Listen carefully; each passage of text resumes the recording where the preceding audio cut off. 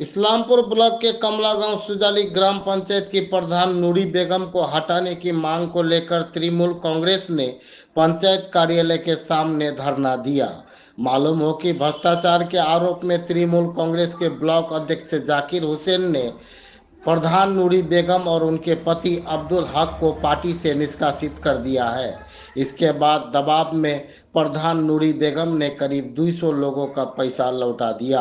आरोप है कि उस भ्रष्टाचार और उगाही की शिकायत कई लोगों ने प्रखंड प्रशासन और पुलिस प्रशासन से की है, लेकिन अभी तक कोई कानूनी कार्रवाई नहीं की गई है। इसलिए तृणमूल कांग्रेस के कार्यकर्ताओं ने प्रधान को हटाने और कानूनी कार्रवाई को मांग को लेकर पंचायत कार्यालय के सामने विरोध प्रदर्शन करना शुरू कर दिया। इस घटना से इलाके में सनसनी फैल गई। सूचना मिलने के बाद इस्लामपुर थाने के पुलिस मौके पर तैनात है। तृणमूल नेता कमालुद्दीन ने कहा कि जब तक उन लोगों की मांग पूरी नहीं हो धरना जारी रहेगा। Bureau report, news Bharat.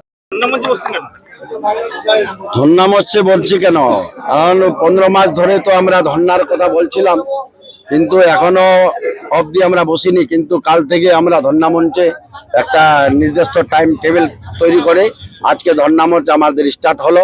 আজকে আমাদের জুমার দিন, সেই জন্য কিছু লোক জুমা পড়তে চলে গেছে। আজকে ধর্না মঞ্চে বসার কারণ যে আমাদের যে প্রধান নুরি বেগম, তাকে পার্টিগত দলগত হিসাবে তাকে সাসপেন্ড করেছে এবং যা আইনি ব্যাপারটা আছে সেটা আমাদের বিডিও ম্যাডাম দেখছে।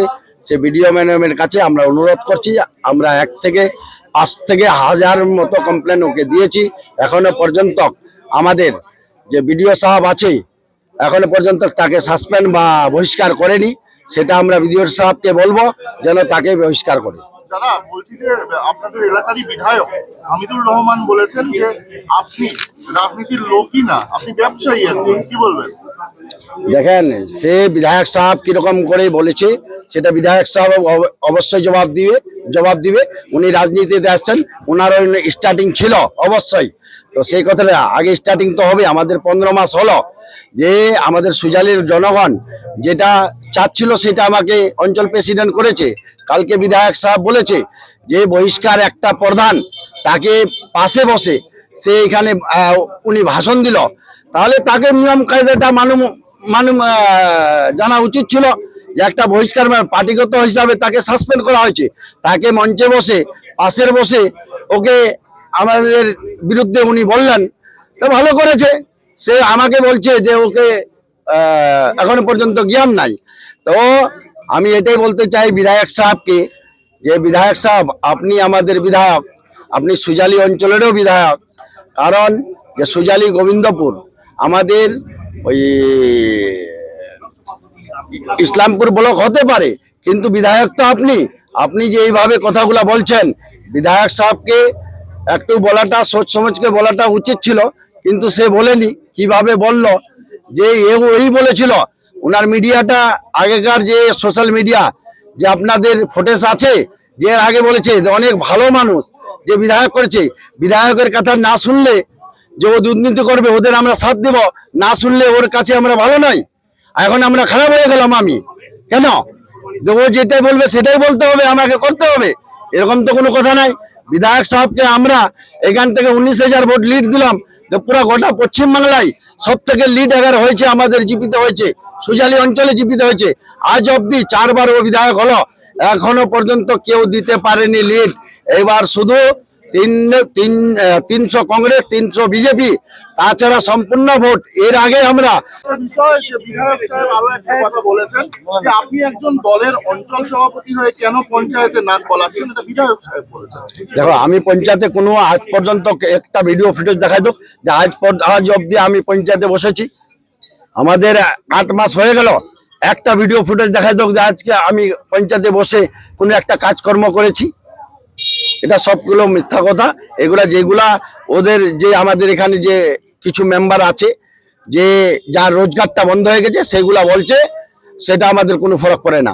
আবার ওই মেম্বারগুলো আবার ফোন করছে আমাকে যে আমার ভুল হয়ে গেছে, আমি তো গিয়েছিলাম নিজের কাজের জন্য, কিন্তু ওখানে বসে যে এমএলএ সাহেব বলছে যে আব্দুল বিরোধী, আমার গোটা সুজালি অঞ্চল আব্দুল বিরোধী, আব্দুলের ফ্যামিলির বিরোধী সবাই। সেই বিরোধী একটা পরিবারকে নিয়ে কেন তো মাথা ঘামাচ্ছে এমএলএ সাহেব? তাকে চিন্তা করা উচিত। আমাদের ওখানে 25,000 ভোট আছে, সেটা না দেখে এমএলএ সাহেব একটা পরিবার নিয়ে কেন? যে দুর্নীতি করেছে সুজালি অঞ্চলে যে দুর্নীতি করেছে, কিছু কিছু মেম্বার তার সঙ্গে যোগ্য, এবং এমএলএ সাহেবের কেউ যদি লোক যায় শুধু আব্দুলকে দেখাবে, যান ওখানে আব্দুলকে। কেন আপনি আমার বিধায়ক নয় যে একটা আব্দুলে বিচার করবে? যেটা আমরা না পারবে এখানে সেটা বিধায়কের কাছে যাবে, সুবিচারটা আপনি করেন।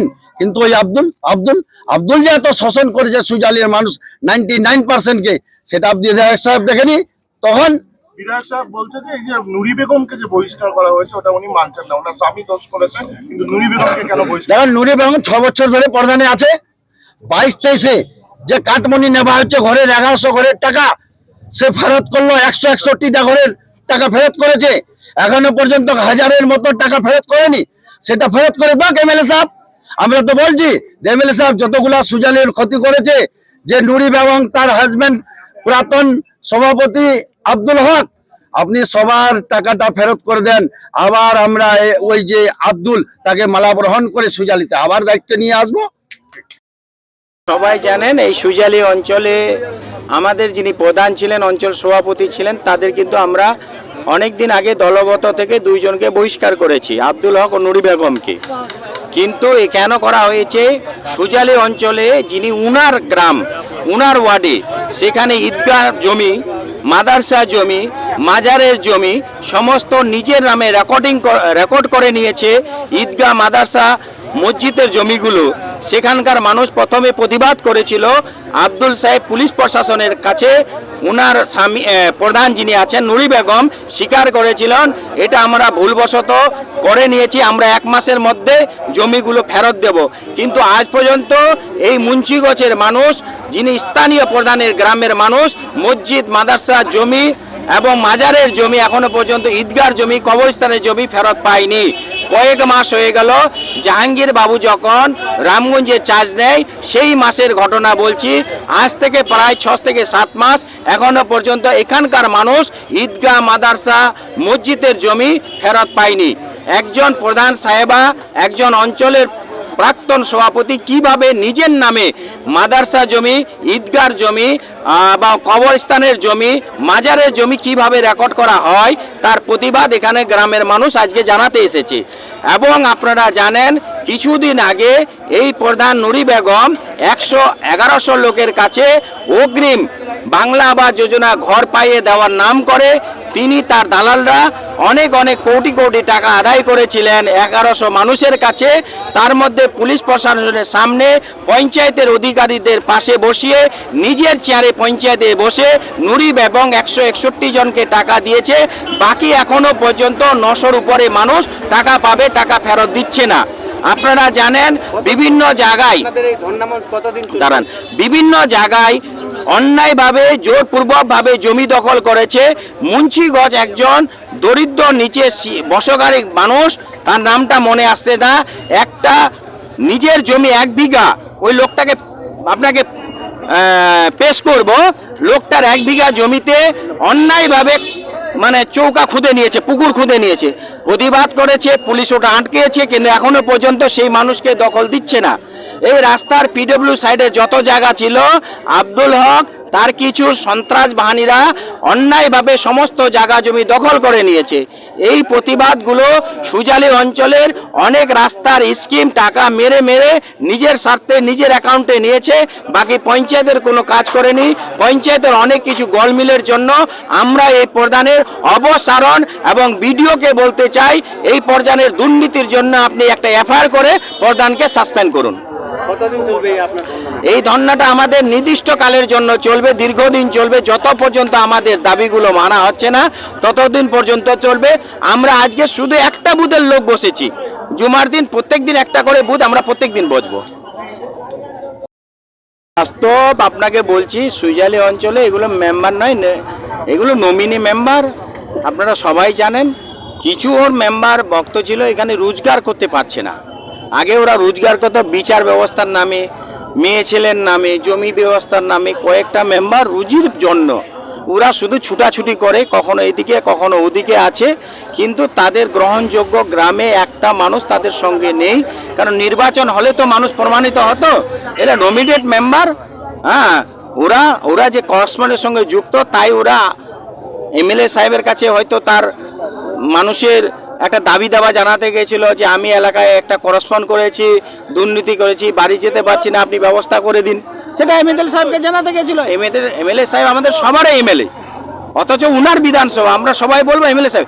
যেদিনকে আব্দুলের সঙ্গে মেম্বারের ছবি দেখবেন সেদিনই আমাদের কিন্তু বলবেন। হ্যাঁ, ওরা বিধায়কের বাড়ি গেছে, কোনো আব্দুলের মঞ্চে যদি যায় তাহলে বলবো এরা আব্দুলের শিবিরে চলে গেছে। বিধায়ক তৃণমূল কংগ্রেসের, আমরাও ধর্ণা মঞ্চে দিয়েছি তৃণমূল কংগ্রেসের পক্ষ থেকে। আমরা কোনো ব্যানার ছাড়াই ধর্ণা দিচ্ছি না, তৃণমূল কংগ্রেসের ব্লকের সিদ্ধান্ত নিয়ে আমরা ধর্ণা মঞ্চে বসেছি। আমরা ধর্ণা মঞ্চে প্রয়োজন পড়লে এমএলএ সাহেবকে আমন্ত্রণ করব, আমাদের অঞ্চল সভাপতিকে বলবো ধর্ণা মঞ্চে আসার জন্য। আমরা সম্মেলনে এমএলএ সাহেবকে আমন্ত্রণ করেছিলাম, ধর্ণা মঞ্চে আসার জন্য আমন্ত্রণ করব। আমরা এমএলএ সাহেবের কাছে একটা কথা অনুরোধ করব, 4-5 জন মেম্বার এলাকায় করসপন্ড করেছে, দুর্নীতি করেছে, জমি দখল করেছে, অত্যাচার করেছে, লুটপাট করেছে, পঞ্চায়েতের স্কিম মেরে খেয়েছে। এই 4-5 জন মেম্বার এবং আব্দুলকে বাদ দিয়ে আপনি আমাদের যে সিদ্ধান্ত দিবেন সেই সিদ্ধান্ত আমরা আপনার নেতৃত্বে, ব্লক কমিটির নেতৃত্বে আমরা চলবো। ব্যাপারটা হলো আমাদের যে সবাই তৃণমূলে আছে, কালকে কিছু মেম্বার, আমাদের 12 জন মেম্বার এমএলএ সাহেবের দেখা করতে গিয়েছিল। ওরা জানে না যে তৃণমূল কংগ্রেস অঞ্চল সুজালি কমিটি থেকে এবং ব্লক তৃণমূল কংগ্রেস কমিটি থেকে প্রধান এবং তার স্বামী আব্দুলকে দল থেকে বহিষ্কার করা হয়েছে। মেম্বাররা জানে না, ওরা আমার সঙ্গে যোগাযোগ করছে। আজকে আমরা এখানে 9 জন মেম্বার এসেছি, 3 জন আমাদের ইসলামপুরে গেছে কোনো কাজে, 12 জন আমরা আছি, বাকি আরো 4 জন আমাদের সঙ্গে। যাওয়ার পরেই কি আপনারা কাউন্টার এটা আজকে বিক্ষোভ প্রদর্শন করছেন? না, এটা আমাদের প্রায় 10-15 দিন ধরে প্রসেস চলছিল। বিডিও সাহেবকে আমরা কিছুদিন 3-4 দিন আগে একটা ডিভিশন ইস্যু ওখানে দিয়েছিলাম যে প্রধান যে দুর্নীতি করেছে, আবাস যোজনার ঘরের টাকা নিয়েছিল, 161 জনকে টাকা দিয়েছে, বাকি আরো 900 মানুষ বাকি আছে, তারা আমাদের উপরে চাপ দিচ্ছে যে প্রধান টাকা দিচ্ছে না।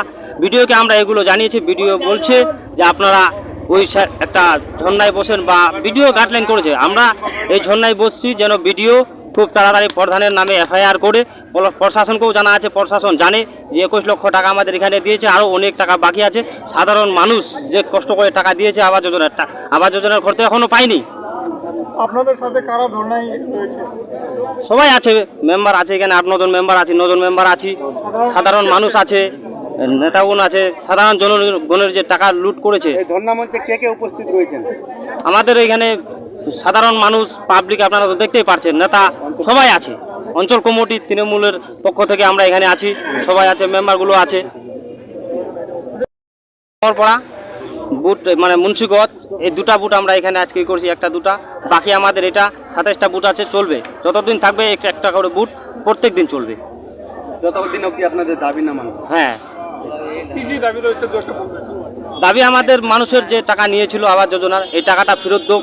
তারপরে প্রধান দুর্নীতি করলো, এই দুর্নীতির বিরুদ্ধে বিডিও এফআইআর করুক। বিডিও সাহেবকেও জানা আছে, মিডিয়ার মাধ্যমে জানিয়েছে যে পঞ্চায়েতের টাকা আমাদের 21 লক্ষ টাকা প্রধান নিজের হাতে দিয়েছে সাধারণ মানুষকে। আরও যেগুলো মানুষ বাকি আছে তারা ঝর্ণায় বসছে, যারা পেয়েছে তারাও সাহায্য করবে আমাদেরকে। আমরা বলবো প্রধানের নামে খুব তাড়াতাড়ি বিডিও এফআইআর করে প্রধানকে সাসপেন্ড করা হোক। তৃণমূল পক্ষ থেকে, অঞ্চল তৃণমূল কংগ্রেসের পক্ষ থেকে তাদেরকে বহিষ্কার করা হয়েছে। এবার এটার জন্য যে ইংরা বিকাশের যতগুলো টাকা নিয়েছিল সেটা টাকা নুরি বেগম দিতে চায় না, ও আমাকে ফেরত দিতে হবে। যদি আমাকে ফেরত না দেয় তাহলে আমার আন্দোলন চলবে এইখানে। এই আন্দোলন কতদিন চলবে? 27 দিন ভরে চলবে, যত তক ওরা আমাকে ফেরত দিবে না তত তক এই আন্দোলন চলবে আমাদের। ইংরা বিকাশের ঘর টাকা ওটা ও খেয়ে নিচ্ছে, বাকি যতগুলো স্কিম আসছে অতগুলো ওরা খেয়ে নিচ্ছে, পাবলিককে কিছু দেয়নি। তাহলে পাবলিক কি বসে থাকবে নাকি? আমার নাম আসিয়া খাতুন। প্রধানকে ইস্তফা দেওয়ার জন্য এখানে বসে আছি, কি উনি ইস্তফা দোক। আপনার দেখা যাচ্ছে বিরুদ্ধে বিক্ষোভ বসা হয়েছে, কিছুদিন আগে সহযোগিতা করেইনি। কেন বলেন? আজকে ওনার মেম্বার কালকে একটা দিয়েছেন, ইন্টারভিউ দিয়েছেন কি মহিলাগুলোকে ওনারা নাকি এই পার্টিটা আগে করছে। তা আমাদের নেত্রীও তো মহিলা কিনে উনিও তো মহিলা, প্রধান নিজস্ব তো একজন মহিলা, উনি কিভাবে বলছেন কি মহিলাগুলোকে আগে করে দিয়েছেন? তাহলে কি এতে আপনারা কি অসম্মানিত হয়েছে? হ্যাঁ, অসম্মানিত, অবশ্যই অসম্মানিত হচ্ছি। যে মহিলা কমিউনিটি আছে, আমি কোনো জাতি বলছি না, এখানে মহিলা কমিউনিটির ব্যাপারে বলছি, সব মহিলা কমিউনিটিকে উনি অসম্মানিত করেছেন এখানে। আপনি একটু আগে বললেন যে প্রধানকে উনি যে দুর্নীতিগুলো করেছেন সেই কারণে, দুর্নীতিগুলো তো সবাই জানে কি কি করেছেন উনি। কি নাম আপনার? আমার নাম সবিনা খাতুন। কি দায়িত্বে রয়েছে? আমি এখন অঞ্চল মহিলা কমিটির প্রেসিডেন্ট।